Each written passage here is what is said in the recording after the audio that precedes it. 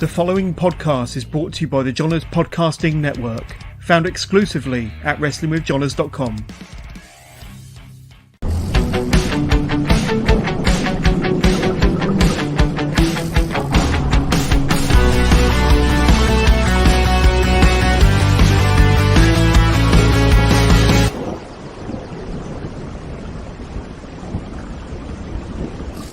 Hello and welcome to the latest live episode of Wrestling with Johners. It's a Wednesday evening. Not often we do a live episode on a Wednesday evening. And if you haven't done so already, go and catch my latest interview. It was 2 days ago, just 48 hours ago, with Cara Noir, Tom Dawkins. You don't want to miss that fantastic and utterly fascinating conversation with Mr. Dawkins there, Cara Noir. But today, episode 281. And I've got one of the most fascinating tag teams on the UK scene in 2023. I've got there in the centre there, Splits McPins. John. On the far side, Lloyd, Katt, Bowl-A-Rama. Gentlemen, thank you for joining me. How are you doing? Pretty good, John's Wrestling Podcast. Pretty good. Well, thank you so much for joining me. We are live. We're live across Facebook. We're live across Twitch and YouTube. So if you want to get in touch with the show, you can do. Send us your questions for Lloyd, for Splits, for Bowl-A-Rama, using your chosen device. They'll come through to us, and we do our very best to bring them up live on air. And we've got some questions that have already come through, so I can't wait to take a look at those and bring them up on screen for the boys in a minute. And like I say, if you haven't done so already, please check out my Cara Noir interview. And if you're listening to this or watching this interview on replay, please don't forget to throw us a like and subscribe, follow the channel for all good stuff. And at the end of this conversation, I'll remind you of my remainder or my entire lineup for February 2023. Got some amazing guests. But speaking of amazing guests, gentlemen, thank you so much for joining me. And 2023 has started with a bit of a bang already. And I want to bring up a picture. And it was the return of Attack Pro Wrestling. A couple of weeks ago, I think maybe just less than a couple of weeks ago, you guys were there. I know you've got a rich and a long history with Attack Pro Wrestling, which we're going to get into. But guys, that must have been pretty special to have been part of that show and seeing that fantastic group come back. Oh yeah, it was very, very emotional on my behalf. I can't really speak on behalf of Split, but I imagine he feels relatively the same. Yeah. Like Lloyd said, it was a special moment. Like you said, we were kind of synonymous with Attack, and to have it come back was it was a special, wonderful, weird moment it was, and can't wait to see what kind of going forward with it happens now. Yeah, absolutely. And of course, you were in action. Bring up a few more slides here. Splits with a Randy Savage-esque elbow drop there, my friend. Beautiful. Absolutely. And look at that crazy. Oh, look at him. He's glorious. He's beautiful. Glorious indeed against the Greedy Souls, two individuals you're very familiar with.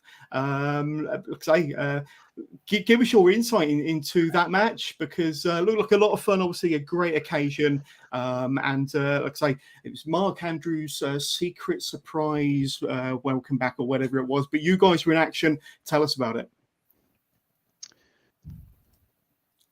Well, I think like, you know, we've both of us have known them two boys for years and years. I trained with Danny Jones. He was kind of one of the guys who taught me my very basics, to be honest, when I first started.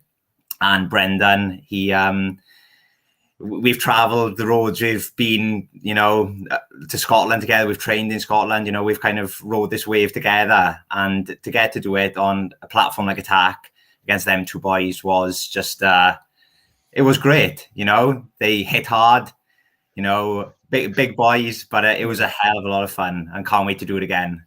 Absolutely. Lloyd, I'd love your thoughts on this one. Like I say, two big boys, they do hit hard, but you were there. Like I say, any thoughts on that match from Attack Pro, the return of Attack Pro Wrestling? You're not wrong, John, as I was there. You were. Yeah. I had a lot of fun. I was very, very happy with the fact that Attack was back, because obviously we've got a long history there. We've got a lot of love for Attack, but I'm not happy with how the boys treated us. They need to treat us with more respect. We're friendly, lovely, handsome boys, and they just didn't treat us the way we should be treated. And all we wanted to do was put on a good show for the nice people at the Attack show and have fun. and they ruined it. They ruined it, Jonas. Well, they did. But I'm sure you'll get many more opportunities, and we'll talk about Attack throughout the course of this interview. But Jack Knudsen, one half of Act 2, is watching us live via YouTube. Thank you, Jack. The boys. The boys. But something I want to clear up. Now, excuse my ignorance, and I don't want to upset my guests straight out the gate, but Mr. Katt, where's LK Messinger? What's happened to him?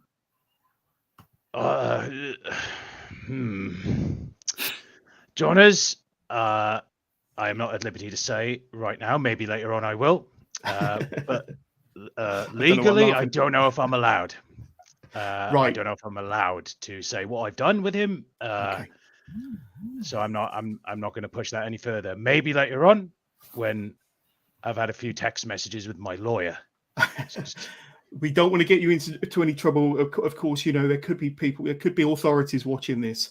So we don't really want to kind of, let's get back on track, gentlemen, shall we? Let's get back on track. But if I may, like I say, Bowl-A-Rama, they started back in, I think, about 2016, 2017. We're going to take a deep dive into the beginning of Bowl-A-Rama in a short while. But for any of my viewers, listeners out there that might not be too familiar with Bowl-A-Rama, in a nutshell, could you introduce yourself? So Splits, first of all, just introduce yourself and tell us a little bit about you and what a Splits McPins is.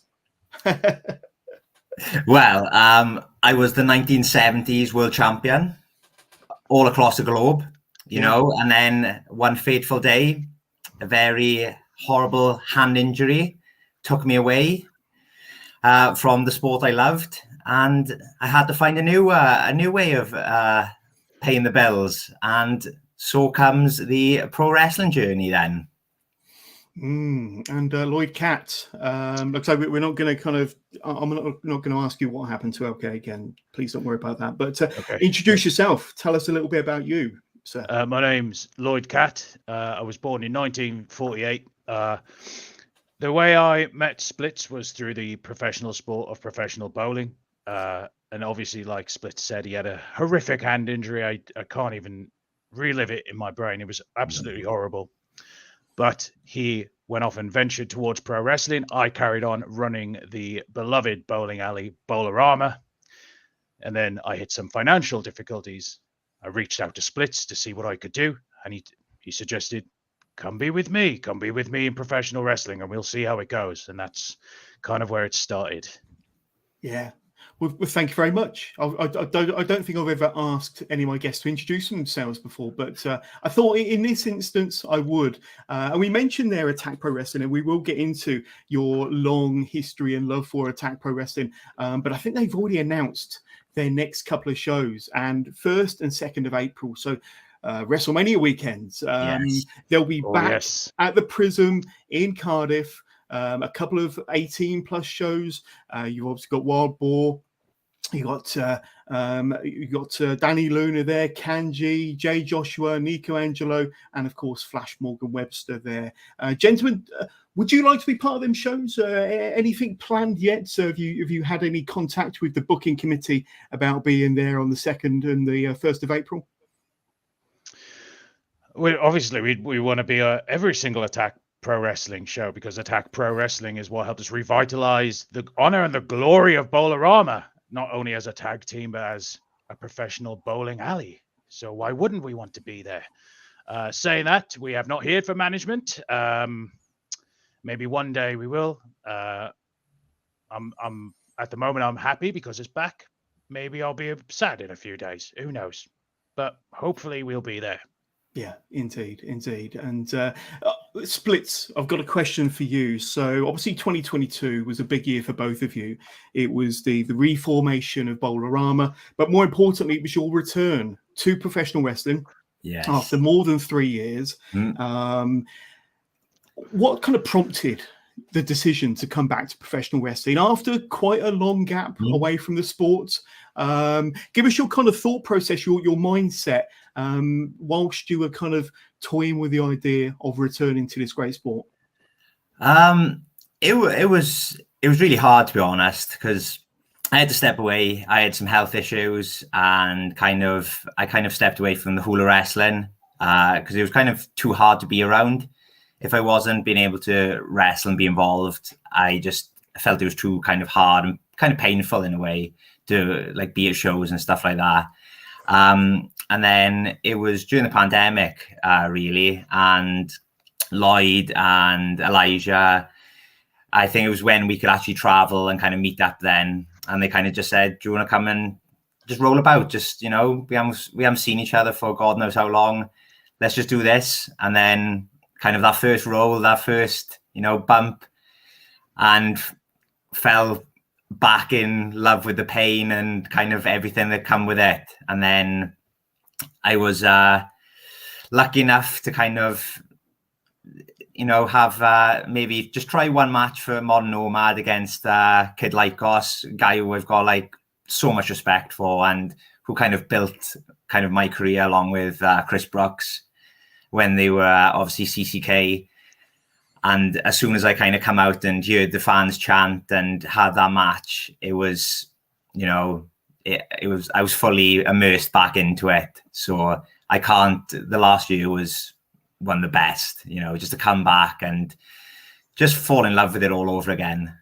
Yeah. And shortly after that, the two of you reconnected. So I'm curious to know what was that conversation about reforming, the legendary tag team, the legendary duo of Bowl-A-Rama after such a long time. I think it probably would have been close to 4 years since your last match together as a tandem by the time you did reconnect and get back in the ring together as Bowl-A-Rama. I'm guessing that you had conversations along the way, but what was that spark? What was that inspiration, that moment when you thought, let's do this again?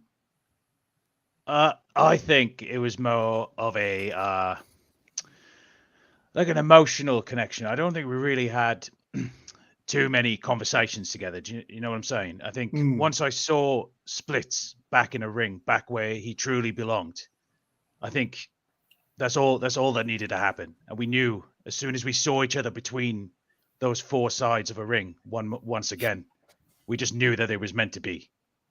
Yeah. Splits, I'd love to know your kind of, your personal feelings, your emotions about, let's say, that moment when you decided to get back together and reform the legendary team Bowl-A-Rama. I just think it was the natural thing. We just had so many good moments, so many, amazing matches, and it only just kind of felt right to come back to reform Bowl-A-Rama, bring back the glory days of, like Lloyd said, not just Bowl-A-Rama the team, but the bowling alley. We had to renovate it again. It's been blown up multiple times, but we will restore it to its glory. And that's what it just felt natural. Yeah, and like I say, not only did you decide to, reform Bowl-A-Rama, but like I say, you were able to get back into the bowling alleys and get back into the wrestling ring and get back into our hearts as well. I'm sure the fans were very pleased to see you back together. But I'm going to bring up a picture, certainly one of my highlights as a fan from 2022, and possibly one of your highlights from 2022 professionally, and it's Wet Cake Pro.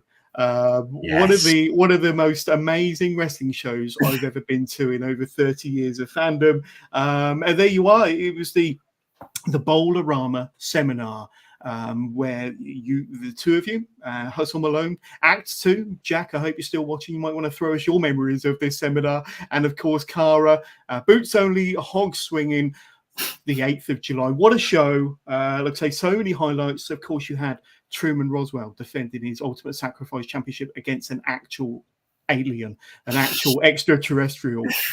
We saw a bridge defending the Wet Cake Pro Championship. And of course, we saw the two of you at a seminar in an actual wrestling match, which is something I don't think has ever happened before, but it could only happen at Wet Cake.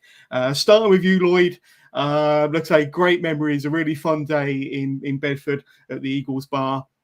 Like I say, that whole day was batshit crazy, and that match as well was batshit crazy. Tell us about it.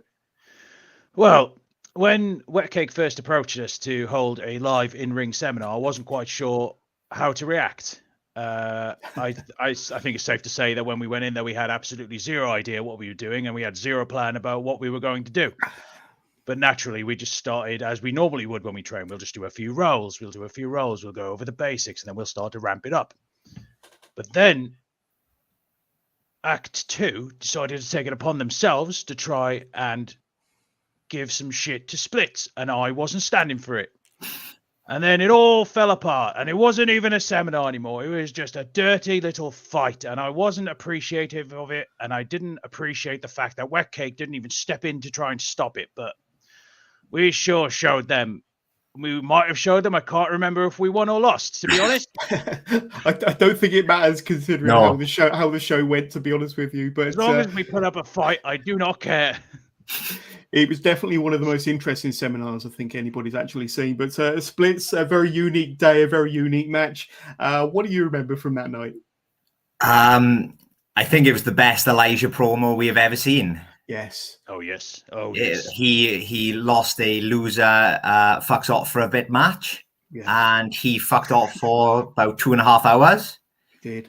And then just made a glorious return. And yeah, that there has to be another Wet Cake Pro show. There has to be.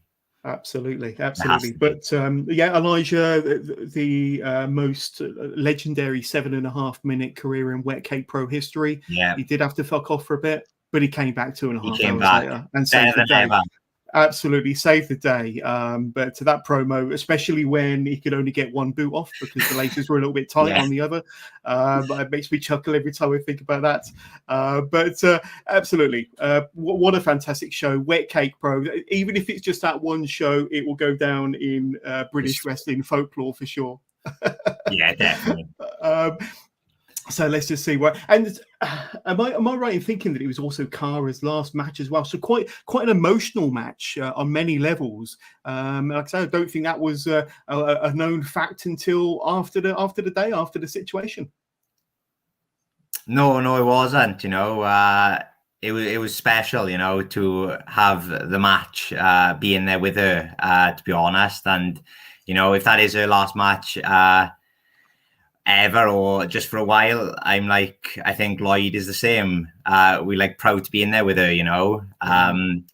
She's been along this journey with us, and she was one of the main people to kind of get me back in along with Lloyd and Elijah, just kind of, you know, supporting me and stuff like that. So hopefully it's not the last we've seen of her, but if it is, I can honestly say it was an honor and a hell of a blast to be in there with her. Yeah, what a way to go out. To go out. Another highlight from last year I have to bring up is the Moneywood Blondes. You got G Money and Gene Money versus Bowl-A-Rama there for Pro Wrestling Resurgence at their Rumble show.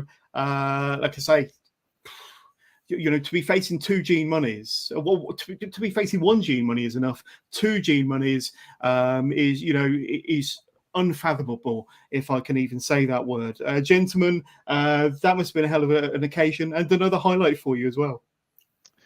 Oh yeah, two Gene Moneys was definitely a surprise because I barely got the patience for one Gene Money, to be honest, and the fact that there was two almost sent me over the edge. But the match was very fun. It was very enjoyable. It was a lovely throwback to my younger days in the 80s.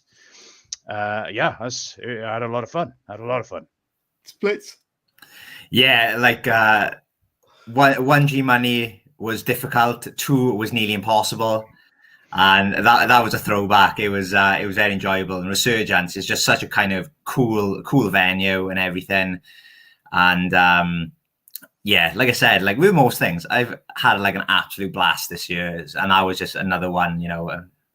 Yeah, and there's more highlights to come. And how about this one here? CDK. Yes. You've obviously got Chris Brooks there and Takanashi for Modern Nomad in September of last year. And you guys are the Bread Shed. But another, I would say, I know you've already said it. Chris Brooks has been a big part of your career. Huge friends over the years, many great matches. And we're going to talk about one or two of those a bit later on. But to get back in the ring with him again in 2022, the year of your return, for a company, Modern Nomad, who's been putting on some of the best shows in the UK in the last 12 months. A real breakthrough promotion there. You know, a little bit of a weird and wonderful approach towards things, much like Attack Pro Wrestling, I suppose you could say. But that match, Splits, I'm going to start with yourself, must bring back some fond memories. Yeah, it did. It was a throwback, and like Chris is one of the guys who and Lloyd as well, have got my career to kind of thank for. You know, he took a chance on us when, you know, no one really had at that point. And yeah, it was, I could, as soon as they came out, I couldn't stop smiling. You know, being back in the ring with him, it was just, well, it was wonderful. You know, I hope it's not the last time, definitely, but he's like absolutely killing in Japan. And yeah, hopefully one day we can do it over in Japan against him. Like, you know, that would be the dream. Yeah, and Lloyd, you know, similar question to yourself, but those two individuals, Takanashi and Chris Brooks, they hit hard. We spoke earlier about Brenda White, Danny Jones hitting hard, the Greedy Souls, but that was another hard-hitting match. Do you and do Bowl-A-Rama, do they enjoy them hard-hitting matches? You know, tell us about your recollections of facing those two in September. Well, I definitely prefer being hit hard because it makes me feel alive. You know what I mean, Jonas? I feel alive. But when Chris Brooks hits me, I feel like a dead man, Jonas. He's definitely one of the harder hitters I've ever had to bowl against. Same with Master Takanashi as well. But I wouldn't change it for the world. To be able to wrestle both of them, let alone Chris again, but both of them as a team, whilst they were here, was just an absolute honor. I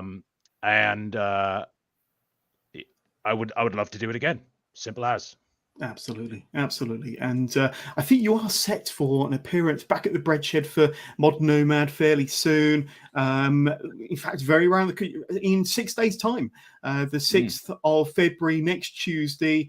Now, I've searched high and low. I don't think anything's been formally announced about what you're actually going to be doing there.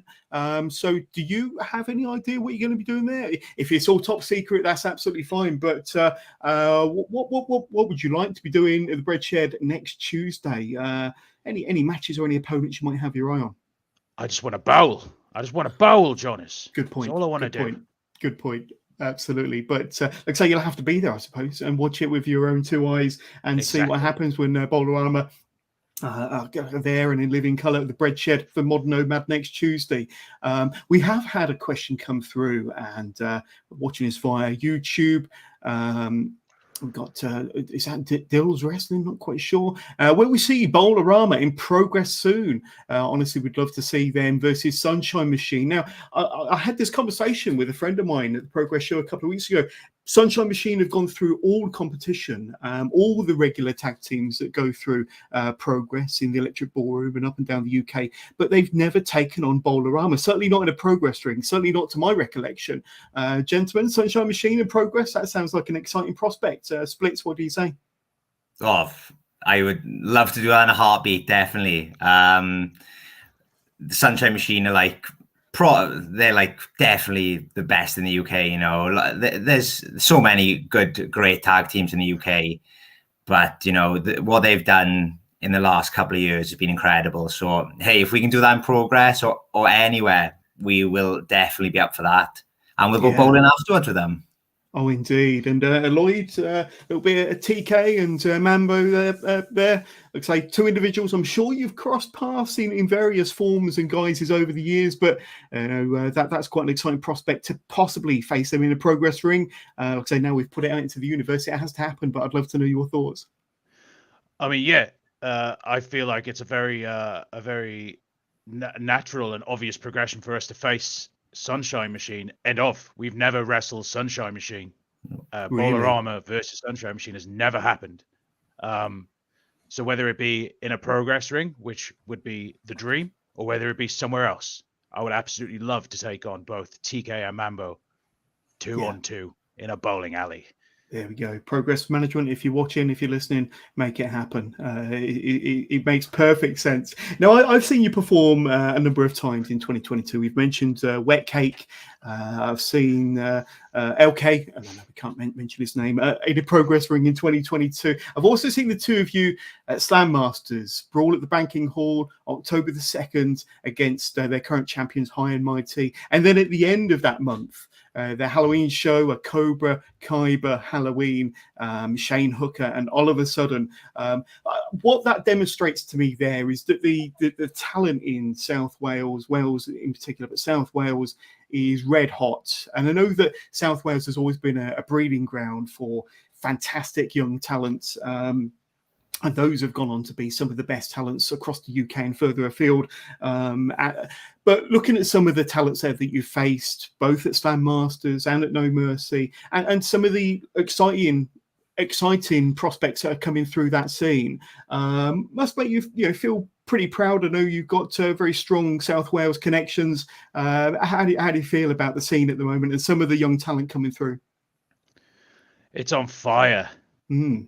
That's the simple fact. It is absolutely on fire. I don't think we can really compare any other scene across the country to Wales at the moment. There's just so many great wrestlers coming through, so many good people starting to train, so many opportunities, and there's just so much potential. Yeah, this is absolutely on fire. Yeah, splits. Like I say, I know that you've come through the South Wales wrestling scene yourself, and you've seen the biggest names, and you've seen some of the newest, brightest stars coming through. It must make you feel pretty proud with what's going on at the moment, especially with academies like New Wave and various others bringing these young, fresh, exciting talents through. Like I say, South Wales is the place to be at the moment. Oh, definitely. Like you said, New Wave is kind of like the place to be, the kind of the facilities that they've got now, the level of coaches. You got Brendan White, Danny Jones, you got the Wild Boar, who's like easily one of the best in the UK by far.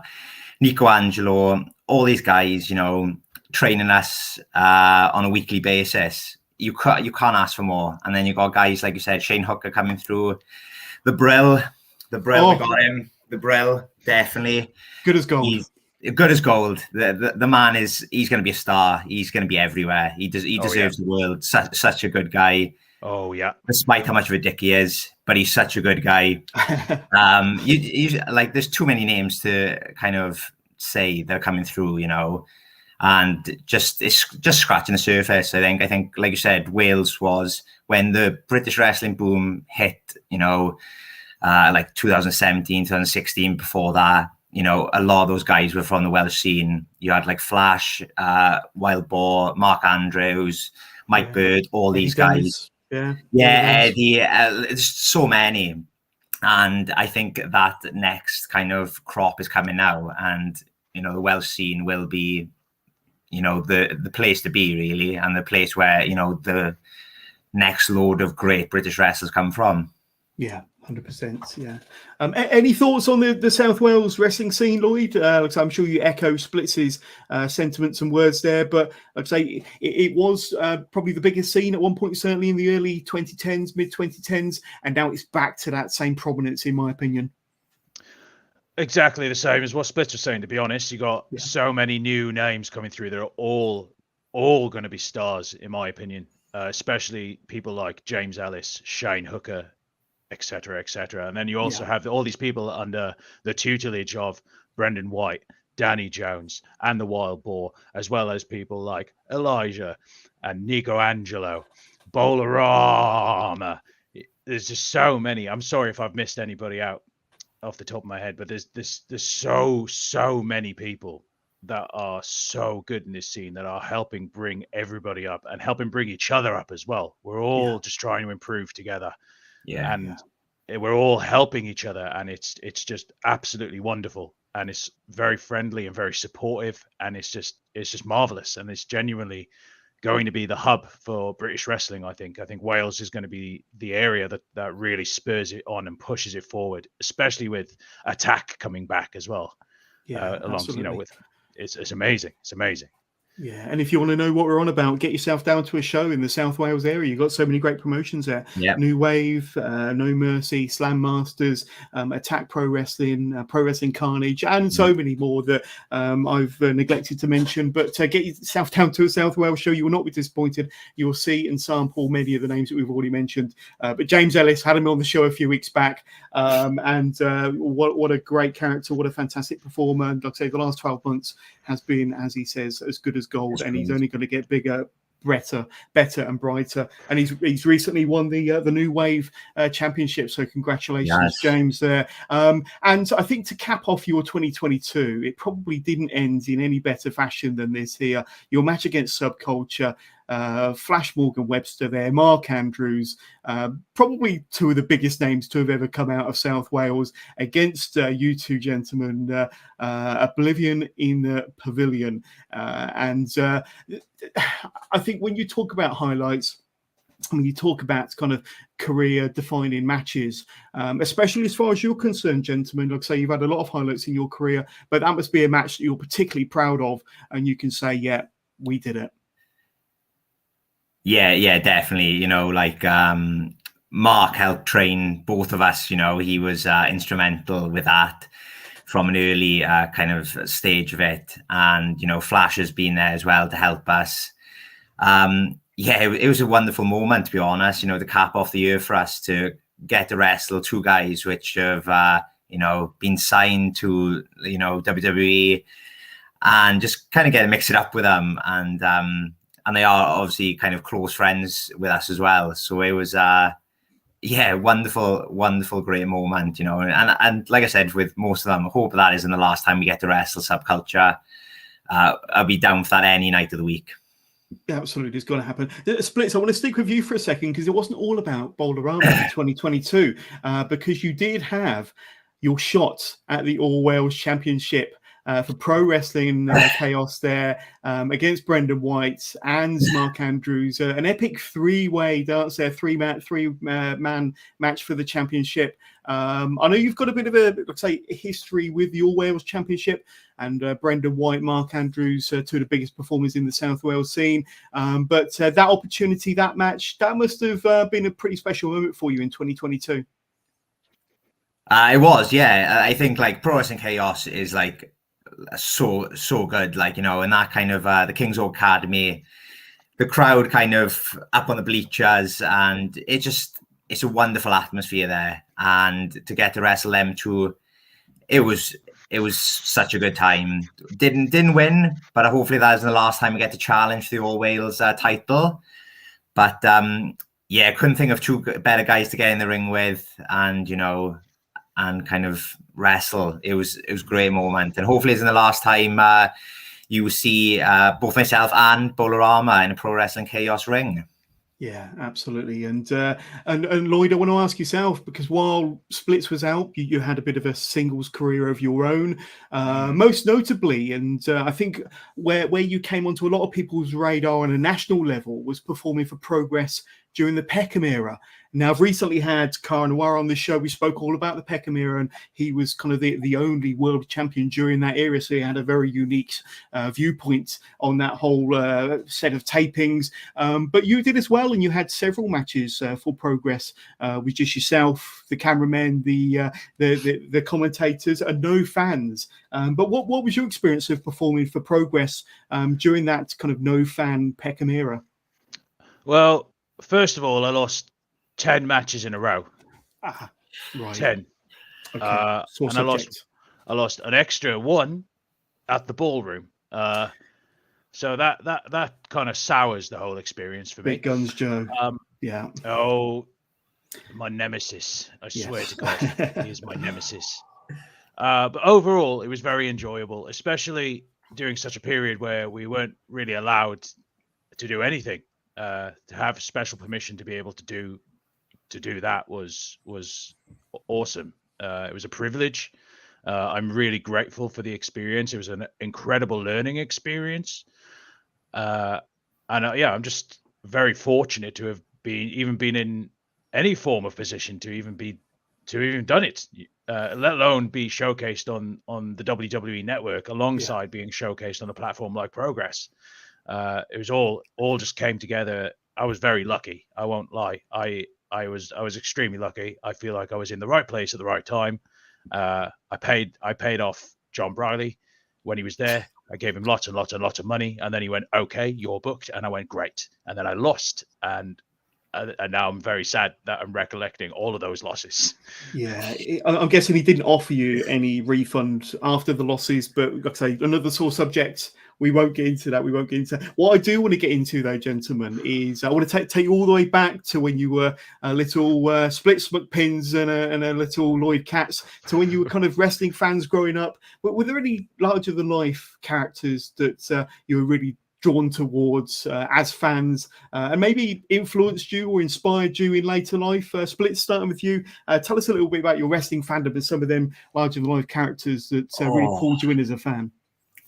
Yeah, I think I've been a fan as long as I can remember, really. Like most, I think people, I can't even remember kind of the first memory I had watching wrestling, but when I did, it was something that I had to watch constantly. I think it was on like kind of Sky during the Attitude Era. I just kind of turned it over, and like this episode of Raw was on, and I was just like, okay, this is something that, I don't know what it is, but I love it. And it kind of just grown from there. I can't even remember putting like kind of finger on people who I think like everyone will say like The Rock and stuff like that. I was such a big fan of when I was growing up.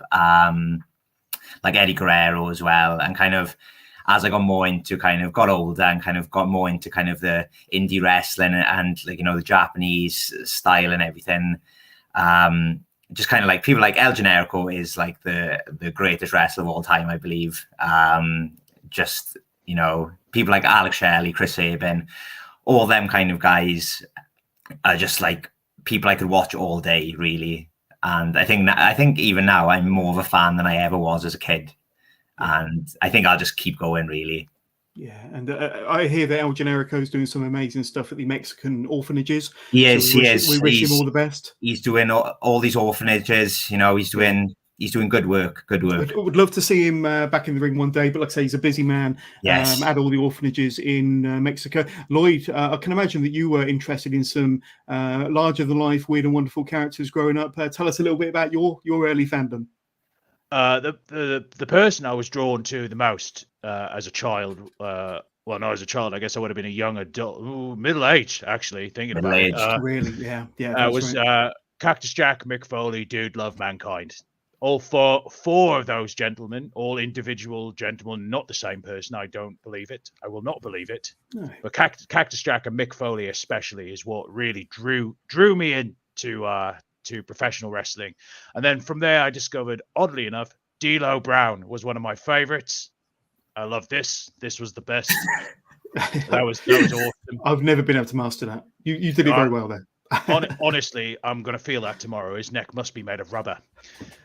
But then you have the obvious ones like The Undertaker, Triple H, Stone Cold, The Rock, all of the big names. They were larger than life, and they were all huge characters, and they lived it and they breathed it, and they just sold it to me hook, line, and sinker, and I just couldn't get enough of it, and I still can't get enough of it.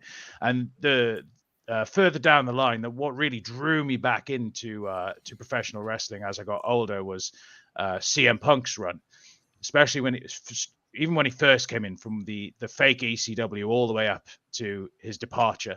Just that whole run was just absolutely incredible to me, and I thought it was the most credible and believable stuff, especially when he beat Cena at Money in the Bank. Oh, yeah, incredible match. My favorite match of all time, honestly. Really? I watch it about 3 or 4 times a year. I give myself a break, and then I relive it all over again because I just love it so much. Yeah.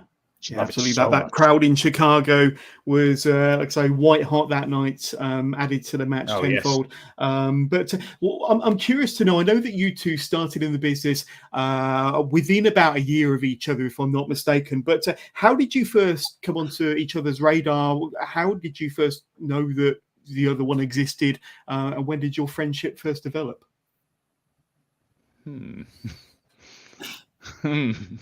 Interesting question, I'm sure. Splits, do you recall?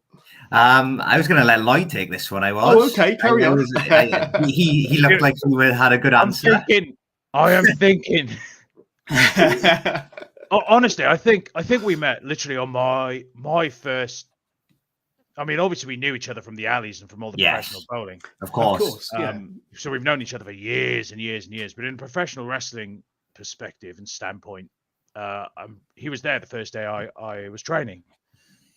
He's been there since day one, and when he went away and he was gone, it was very strange because it's the first time I've been without splits for 30, 40 years. Do you know what I'm saying? But I guess we met through professional bowling initially when he came to train at my lanes, and from there we became best friends. That's pretty much the story. There we go. Is that how you recall it, Split? It is. I do remember, though it's a long time ago, that I met Lloyd at the lanes. But I think, like you said, the first training session that he came to at Dragon Pro, then it was obviously turned into New Wave now. Him and Elijah were there both on the first day, and I kind of seen them, and it was in Newport Leisure Centre, just on some nice like gym mats, and kind of I don't think we even talked on well, obviously I talked to Lloyd plenty of times before, but reconnected, so to speak, and yeah, I think after like a month or two, especially with Elijah, kind of just formed that bond. And kind of all three of us have kind of been inseparable, except for kind of my hiatus ever since. Yeah. So obviously you had this bond very early on, but who suggested, or how did the conversation go about forming a tag team, and in particular, what became the legendary Bowl-A-Rama? Do you remember kind of how that kind of the seeds of Bowl-A-Rama started, how that conversation started? Lloyd, I'll hand over to you. Do you remember that fateful day? Around that time, I was still running the bowling alley. And like I said earlier on, I reached out to Split to see if he could help me in terms of a financial sense. He said no, but he said that we might be able to make money through being a professional wrestling tag team within the world of professional wrestling. So I took a punt. That's with a P. And we started being a tag team. Initially, I was just accompanying him to the ring so I could watch and learn and work out what was going on. And then after about 2-3 matches, I thought I can do this. And then we started. We ran with it. We took our bowling balls and we ran. There we go. And pretty much from the start, Attack Pro Wrestling. There's that group again that we mentioned at the very beginning. They were there for you at the very beginning. You were kind of part of, you were Bowl-A-Rama at Attack Pro Wrestling almost from day one, weren't you? And very, very soon you were involved in the Attack Pro Wrestling title picture, tag team title picture that was. Like I say, you had a legendary series of matches against CCK, Chris Brooks and Kid Lycos, I think through 2016 to 2017. I'm going to bring up some pictures here because you guys really did go to war with one another. That was your match that was advertised for the 2016 Christmas show. And then, of course, you had the 2 out of 3 falls match the following April. But you had a series of matches. You absolutely went to war with each other over the Attack tag team titles. That will probably go down as probably one of your greatest feuds of all time, certainly one of your greatest opponents of all time in CCK. Any thoughts or fond memories, or maybe not so fond memories of facing those guys back in 2016, 2017, Splits?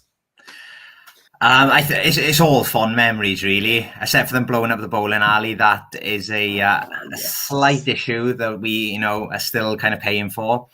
But other than that, it was great. Kind of, I looked up to Chris and Lycos so much, and to get a chance to actually wrestle them, and they are the reason why Bowl-A-Rama stayed around, because we could have easily been laughed at and not taken seriously, and they were two guys that, put the kind of the spotlight on us and just helped us out so much.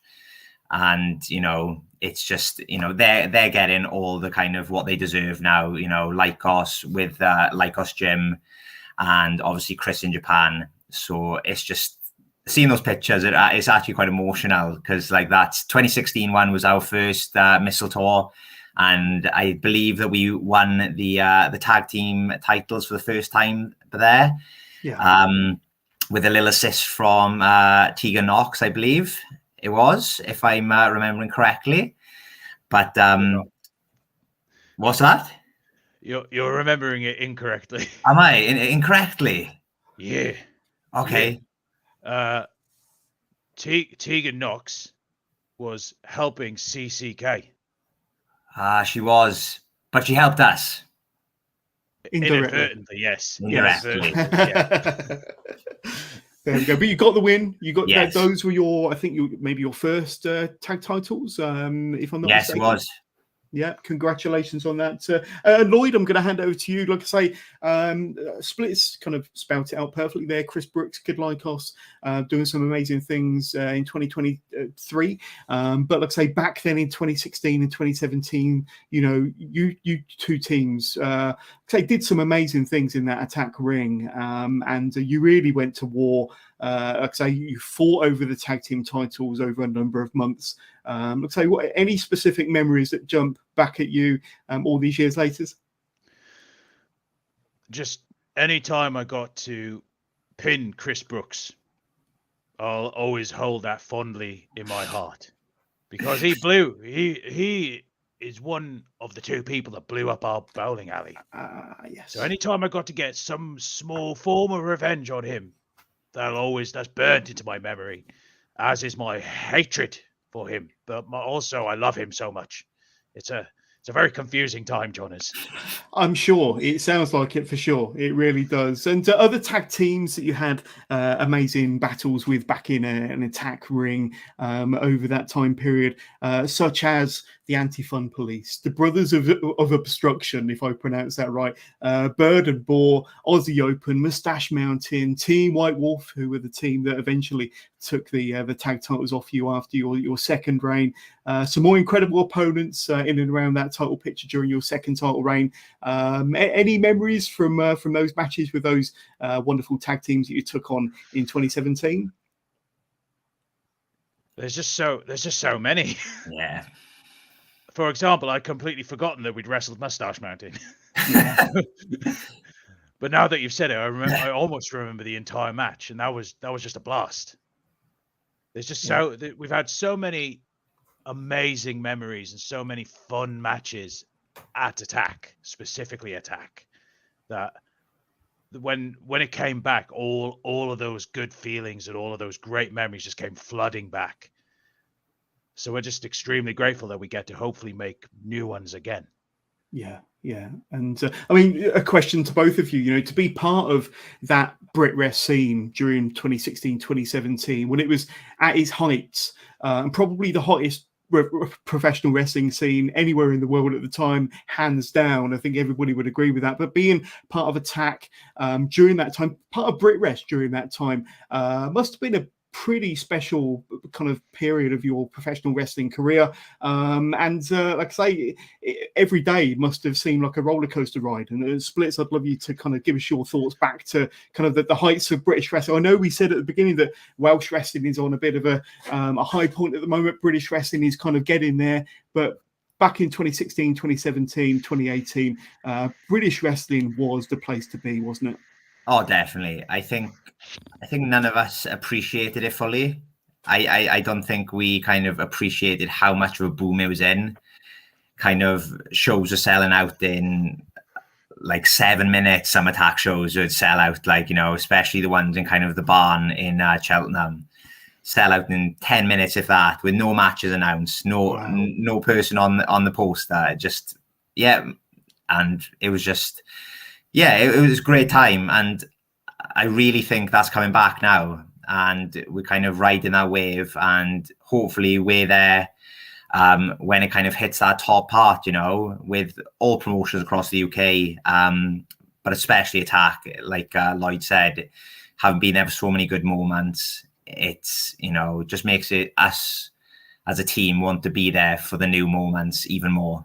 Yeah, and Lloyd, I mean, of course, as part of my research, I go through the socials. I try to get a bit of an insight and a little bit of a picture as far as what time was like back in 2017, 2018. Of course, I lived it as well. Been a huge wrestling fan for many years. But for yourself, thinking back to those high points, both with splits and as a solo competitor, bring back some special memories for you as well? I think one of the most fond memories I have is wrestling the Brothers of Obstruction at Mistletoe 2017. Yeah. I genuinely believed we peaked early with that match. It was just incredible from start to finish. It was just unbelievably. It was just great. There's no other way I can put it. It's just it's my favorite match I've ever had, both in terms of a singles capacity and a tag capacity. I feel like the entire story came together in this one monumentous, if that's even a word. This is huge. Yeah, it is now. Fantastic, great. This huge just ball of energy in this match, and it just all came together, and everybody was just in the moment, and it was just incredibly emotional. It was incredibly intense, and I wish every day I could somehow go back and just do it one more time, the exact same way. I wouldn't change a single thing about it. I want to do it again just to feel that energy in the room again. But that is the most fond memory I have in terms of in a ring, I think. Yeah, but I think we can all agree that British wrestling, like I say, it's had to pull itself back up to its feet over the last couple of years. And certainly my experience going to the shows up and down the country, like I say, the fans are certainly still there, as loud and as raucous as ever. So hopefully British wrestling can get back to the heights, especially with some of the NXT UK talent back on the scene, mixing it with some of the younger talent and guys like yourself, of course. But one kind of memory that might not be so fond that I want to bring back to you is after you lost the tag team titles at Attack to Team White Wolf for the second time, lost your titles for the second time. The remainder of that year, I think it was 2018, you kind of both split off, did your own thing, did your own solo work. But then November, you guys had a match at Attack Pro Wrestling, and then the following month you had a loser must retire snow hold barred match in the December of that year. Guys, I'd love to know kind of your feelings, your thoughts taking us back to that. What actually happened between the two of you during that period for you to end up at the end of the year in a loser must retire match splits? I'm sure you got some very unfond memories of that time because you were the one that had to retire. But what led us to that? What led us to that match? I think me and Lloyd, I can't even remember the issue we had. But I think if we remember rightly, he turned on me and turned into this other person, you know, this kind of different man to what we all know and love. And he just decided to align with the wrong people. And we had some wars, and it's a lot funner tagging with him than wrestling against him. And I think that Snow Holds Barred was kind of the sad culmination of it, but also kind of knowing that I got to kind of wrestle my best friend in what could have been either of our last matches was really kind of special in a way, because you know both of us, either of us didn't know if we lost that match, ever come back. And after I kind of lost the match, for years afterwards, I thought that was my last match.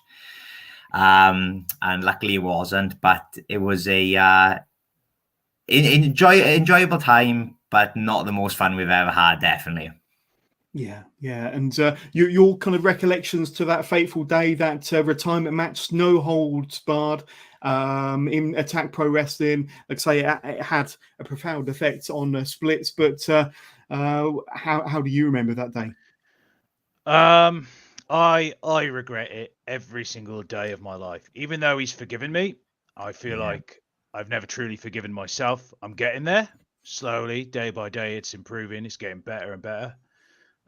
If I could go back, that's one of the things that I would change. I would change my actions. I wouldn't let myself be influenced and brainwashed by the nothing to prove, basically. As much as they're my friends now, and I guess they were my friends at the time, it was definitely the wrong choices. I was in a bad place in my life. I guess. To be honest, it's all a bit of a blur. Got influenced by the wrong people, by the sounds of it. Got influenced by the wrong people. Fell in with the wrong crowd, as my mum would say. Yeah, I mean, I'm a big boy. I can handle myself, but I guess they knew which buttons to poke, and they pressed the right ones at the time, I guess. But I do regret it every single day, and I am working towards forgiving myself. Let's finish the interview with some fan questions, because they have been coming in. And first of all, we have Richie, good friend of the show, good friend of mine. What tag team is your favourite tag team that you face? So have you got favourite opponents? I know we spoke about CCK, we've spoken about Greedy Souls, we spoke about Moustache Mountain as well. Many that you've faced some fantastic tag teams on the UK scene over the last 5 or 6 years. But any particular favourites of yours? You might have different favourite tag teams. I don't know. Splits, what would you say to this one? How would you answer Rich's question? Yeah, there's so many. I don't want to leave anyone out, but I gotta say the Hunter brothers. Yeah. Definitely, they're like it's criminal how underrated they were, and I think only like people in the actual business know how good they are. And, you see Lee Hunter now on any show. I messaged him the other day after the OTT show, just saying you're the man. And he would not take the compliment. He's just like the most humble guy ever. But that was some of the most fun I've ever had wrestling. Just how good they are, but how kind of giving and good they were to two people who had basically probably had about 30 matches each, if that, and they kind of every time tried to make, our matches steal a show, and them and definitely the Aussies as well, you mentioned earlier, seeing what they've become now, and to see I think we actually had their first ever match tag team in. I think we faced them, and to see what they've become now with New Japan and everything is wild. But definitely them too. Lloyd, how about yourself? I have to go with those two plus CCK. Yeah. Like, without CCK, there wouldn't be a Bowl-A-Rama. I genuinely believe that.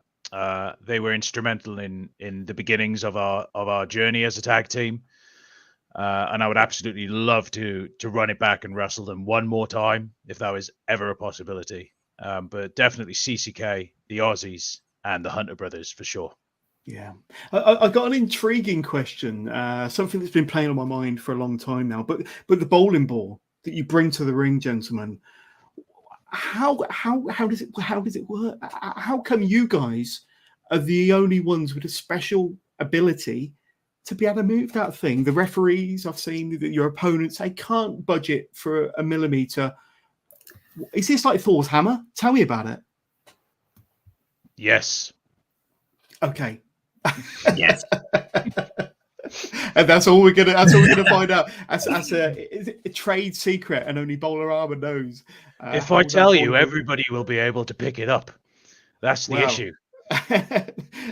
There we go. Tell me off air. Tell me after we've cut the feed. There we go. But there we go. And another question I'm going to jump to from Tom Patterson, who sent us a question via I think it was via Facebook the other day. Do you prefer being heel wrestlers or face wrestlers? Now, I'm sure you've maybe switched between the two throughout your career over times, but have you got any preference? And if so, why?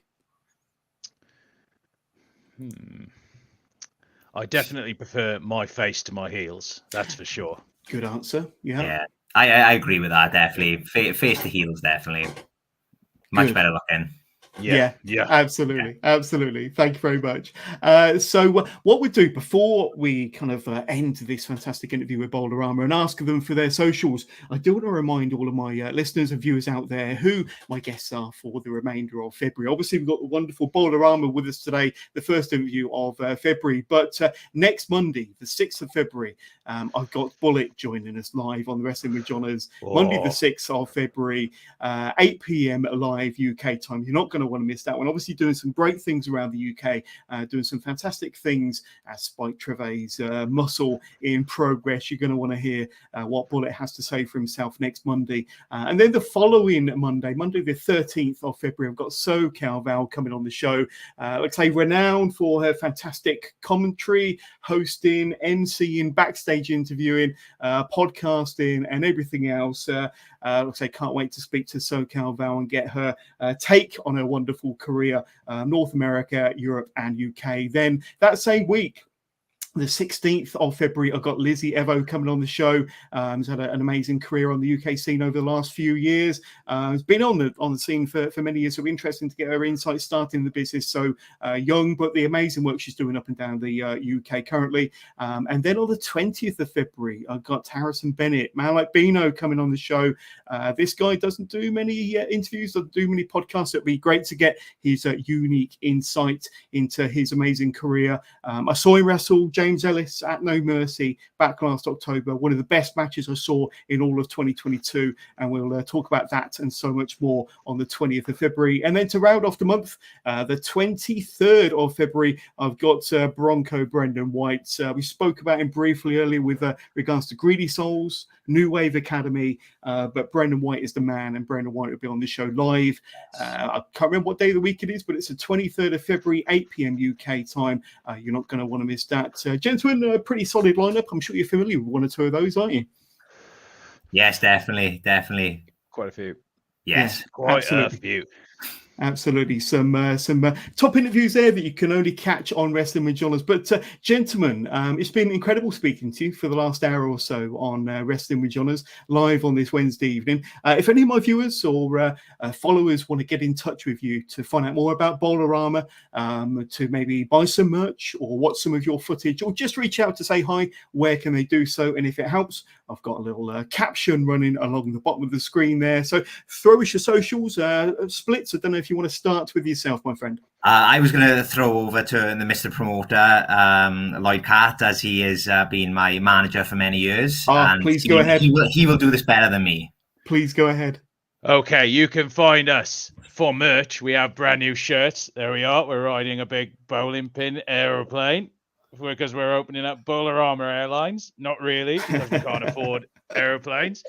But you can get that at bowlarama.bigcartel.com. On Instagram, you can find me at Fat Cat, Lloyd Cat, and Splits McPins even. You can find me at Splits_McPins. Twitter, you can find me at Fat Cat, Lloyd Cat. And on Twitter for Splits, you can find him at Splits McPins. We're also on Facebook, just under Bowl-A-Rama, which we update sometimes when I can remember that we have a Facebook, but mostly we're on Instagram, Twitter, and our merch is at bowlarama.bigcartel.com. Absolutely. And look at this. Some awesome t-shirts. I love the new design, of course. Love the old one also.